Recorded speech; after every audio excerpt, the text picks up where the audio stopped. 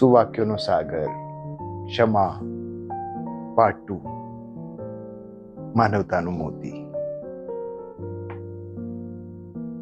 મૂર્ખ માણસો માફ કરી શકતા નથી અને માફી પણ આપી શકતા નથી.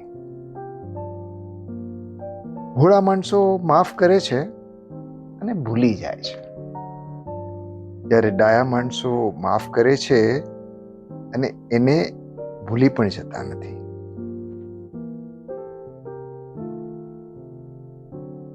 મગતરાઓ કદી માફી આપી શકતા નથી.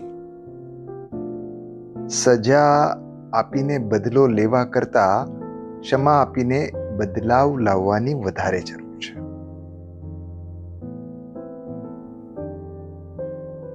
મનોવૈજ્ઞાનિકોના મતે માફી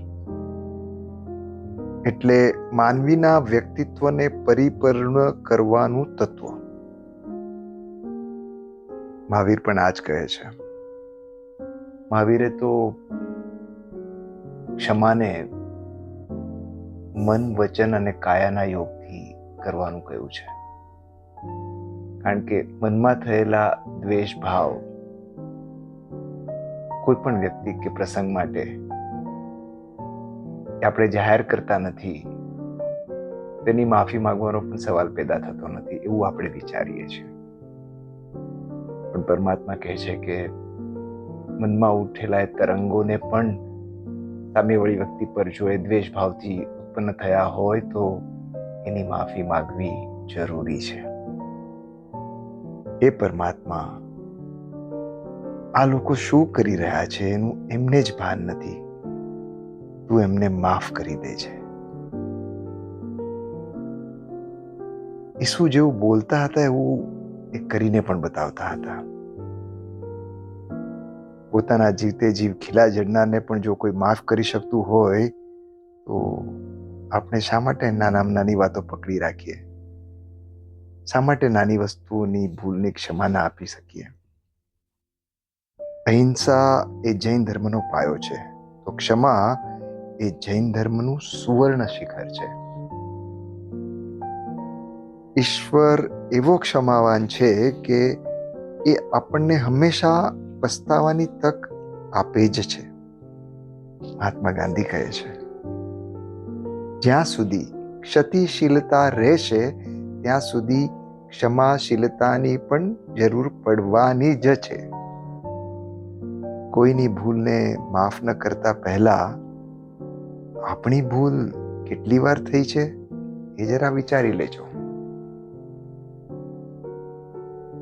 માણસ ભૂલ કરે અને ઈશ્વર ક્ષમા કરે તે સ્વાભાવિક છે, કારણ કે ભૂલ માનવીય છે અને ક્ષમા દૈવી છે. મિચ્છામિ દુક્કડમ ખામેમિ સવ્વે જીવે સવ્વે જીવા કમંતુ મે મિત્તિ મે સવ્વ ભુવેસુ પેરમ મજ્જન કેણે. અર્થાત હું સર્વ જીવોને ક્ષમા કરું છું, સર્વ જીવો મને ક્ષમા કરો. જીવ માત્ર પ્રત્યે મને મૈત્રી ભાવ છે, કોઈની પણ સાથે મને વેર નથી.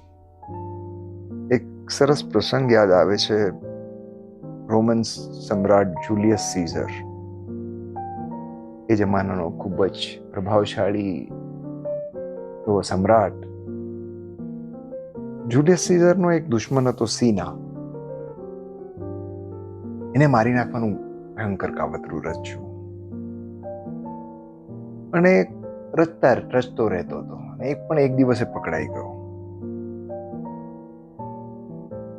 હવે સીઝર વિચારી રહ્યો હતો કે આને એવો દંડ આપીએ કે જેથી કરીને કોઈ બીજા દુશ્મનને સીઝરને મારવાનો વિચાર જ ના આવે. અંગત સલાહકારો સાથે મંત્રણા કરી રહ્યા હતા. ત્યાં એમની રાણી આવી, મહારાણી આવ્યા અને સીઝરે રાણીની પણ સલાહ માંગી. મહારાણીએ કહ્યું કે પેલા સીઝરે કહ્યું મહારાણીને કે મારે એને એવી સજા આપવી છે, એવો દંડ કોઈ હોય તો બતાવો કે આખી દુનિયા નાથી કંપી જાય. મહારાણીએ સેજ સ્મિત વેરતા કહ્યું, મારી પાસે એક અનોખી સજા છે, પણ એનાથી આખી દુનિયા કંપી તો નહીં જાય, પણ અચંબિત જરૂર થઈ જશે. તમે કહો તો કહું. મહારાજે કહ્યું, હા મહારાણી, કહો. તમે એને ક્ષમા આપી દો. આપણે જ્યારે આપણા પ્રખર દુશ્મનોને ક્ષમા આપી દઈએ છીએ ને, એ પણ એમના માટે એક સજા જ હોય છે. સીઝર તો ગુસ્સે થઈ ગયા. કેવી વાત કરો છો મહારાણી, મને મારવાનું કાવતરું ને હું ક્ષમા આપી દઉં? શું દંડ કરવાથી કાવતરાનો અંત આવશે? મહારાણીએ પૂછ્યું.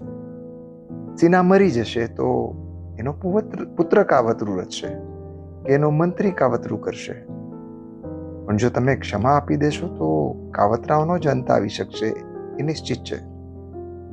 તમે ઘણા બધા અપરાધીઓને મૃત્યુદંડ આપ્યા છે, પણ શું આપે જાણો છો કે એમાંથી કોઈએ તેમનો વારસો તમારી સાથે દુશ્મનાવટનો રાખીને યુદ્ધ કર્યું છે?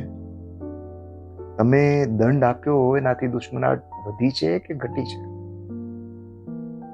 રાણીની વાતથી સીઝર ખૂબ જ પ્રભાવિત થયા. એમણે સીનાને માફી આપી દીધી. ચારે તરફ સીઝરની વાહવાહી થઈ અને સીનાને પણ વખત જતા કાવતરા બદલ દુઃખ થયું અને સીઝરની માફી માંગી. આખરે બંને દુશ્મનો દોસ્ત થઈ ગયા. ક્ષમા યશ છે, ક્ષમા ધર્મ છે, ક્ષમા જ સચરાચર જગત સ્થિર છે. ક્ષમામાં પ્રકાશ છે, વેરમાં અંધકાર છે. ક્ષમામાં સ્વભાવ છે, વેરમાં વિભાવ છે. ક્ષમામાં સાંધો છે, વેરમાં વાંધો છે. ક્ષમામાં ધર્મ ધ્યાન છે, વેરમાં રૌદ્ર ધ્યાન છે. ક્ષમામાં સરળતા છે તો વેરમાં વક્રતા છે.